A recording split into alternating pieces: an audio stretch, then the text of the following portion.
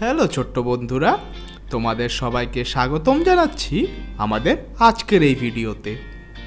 আজকের এই ভিডিওটিতে আমরা শিখব কিভাবে তুমি তোমার নিজের জন্য পার্সোনাল একটি রোবোটিক আর্ম তৈরি করতে পারো, যে রোবোটিক আর্মটি দিয়ে তুমি সহজেই কোনো একটি বস্তু তুলতে পারবে এবং বিভিন্ন স্থানে রাখতে পারবে।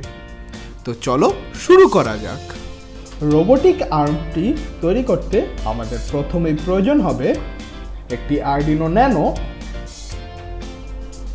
ন্যানো শিল্ড, 4টি সার্ভো মোটর এবং কিছু 3D প্রিন্টেড পার্টস। চলো এখন আমরা একত্রে সবকিছু অ্যাসেম্বল করে আমাদের রোবোটিক আর্মসটি তৈরি করে ফেলি। প্রথমেই আমাদের আরডিনো ন্যানোটিকে আমাদের আরডিনো ন্যানো যে শিল্ড রয়েছে সেটির মধ্যে বসিয়ে দিতে হবে।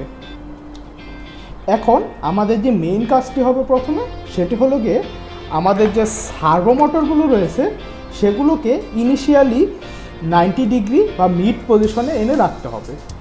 তো এইটাকে যদি আমি এখন কানেক্ট করতে চাই, তো প্রথমে আমাকে জানা লাগবে যে আমাদের সার্ভো মোটরের যে পিন আউটটা বের হয়েছে এই পিন আউটটা আসলে কীরকম। যেমন এখানে আমরা দেখতে পাচ্ছি যে এখান থেকে আমরা 3টা কালারের তার দেখতে পাচ্ছি, ব্রাউন কালার, রেড কালার আর অরেঞ্জ কালার। তো এখানে আমার যে ব্রাউন কালারের পিনটি রয়েছে সেটা হলো গিয়ে আমার গ্রাউন্ড পিন, রেড কালারের পিনটি হলো গিয়ে আমার ভিসিসি পিন, আর আমার যে অরেঞ্জ কালারের যে পিনটি হলো সেটি হলো গিয়ে আমার সিগন্যাল পিন। তো সেই জন্য আমার যে হলো গিয়ে আর কি গ্রাউন্ড পিনটি রয়েছে সেটি আমার আরডিনোর গ্রাউন্ড পিনের সাথে কানেক্ট করব।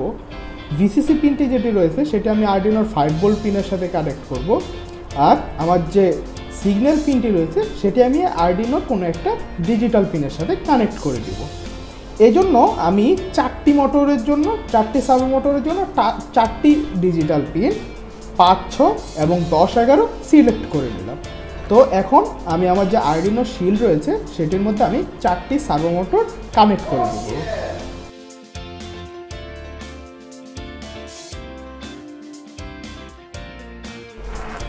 এখন আমাদের কিন্তু 4টি সার্ভো মোটর কানেক্ট করা হয়ে গেল।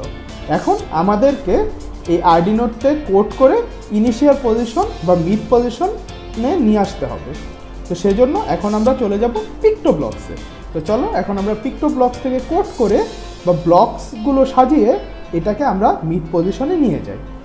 আমরা কিন্তু আমাদের যে পিক্টো ব্লকস আছে সেখানে কিন্তু চলে এসেছি এবং এখানে আমি অলরেডি একটি ব্লক রেডি করে রেখেছি, যেখানে আমি 5, 6, 10 এবং 11 নম্বর পিনে আমার যে 4টি সার্ভো রয়েছে এই 4টি সার্ভোর যে ইনিশিয়াল পজিশন আছে সেটিকে কিন্তু আমি 90 ডিগ্রিতে রেখে দিয়েছি।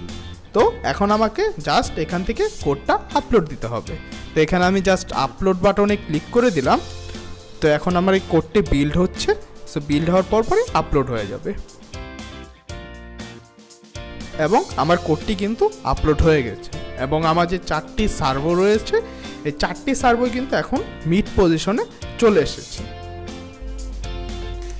এখন আমাদের সার্ভোগুলো যেহেতু অলরেডি 90 ডিগ্রি পজিশনে রয়েছে সেহেতু আমরা এখন আমাদের এই সার্ভোগুলোকে এই 3D প্রিন্টেড পার্টসগুলোর মধ্যে অ্যাসেম্বল করে ফেলব। তো চলো এখন আমরা এক এক করে প্রত্যেকটি সার্ভোকে অ্যাসেম্বল করে ফেলি।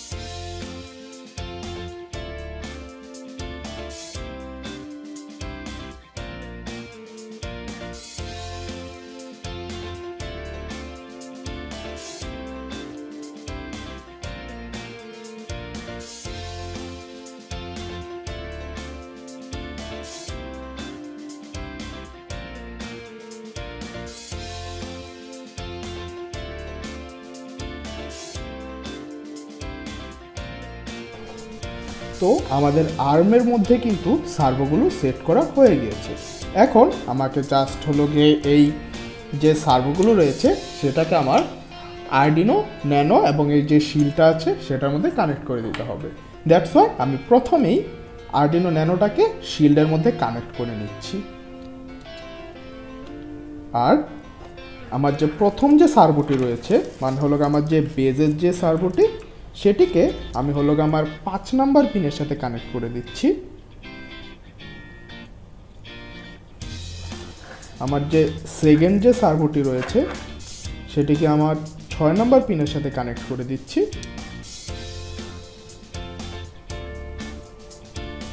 থার্ড বা হলো গিয়ে আর্ম 2 এর যে সার্ভোটি রয়েছে সেটিকে আমি হলো গিয়ে 10 নাম্বার পিনের সাথে কানেক্ট করে দিচ্ছি।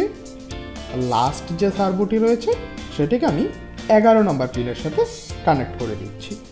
তো আমার সার্ভোগুলো কিন্তু কানেক্ট করা হয়ে গেল। এখন জাস্ট আমাকে এই পুরো আর্মটাকে প্রোগ্রামিং করা লাগবে।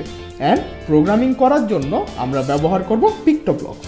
চলো এখন আমরা পিক্টোব্লকসে গিয়ে আর্মটিকে সুন্দরভাবে প্রোগ্রাম করে ফেলি। তো আমরা এখন কিন্তু আমাদের যে পিক্টোব্লকস সেখানে কিন্তু চলে এসেছি এবং এখানে আমি অলরেডি একটি ব্লক বেস প্রোগ্রামিং করে রেখেছি, যেখানে আমি 5, 6, 10 এবং 11 নম্বর পিনে আমাদের যে সার্ভোগুলো আছে সেগুলো কন্ট্রোল করার জন্য কোডটা লেখা আছে। এখানে আমি একটা জাস্ট বুঝিয়ে দিচ্ছি, সেটি হলো গিয়ে আমাদের যে 5 নাম্বার পিনের সার্ভোটি রয়েছে সেটি।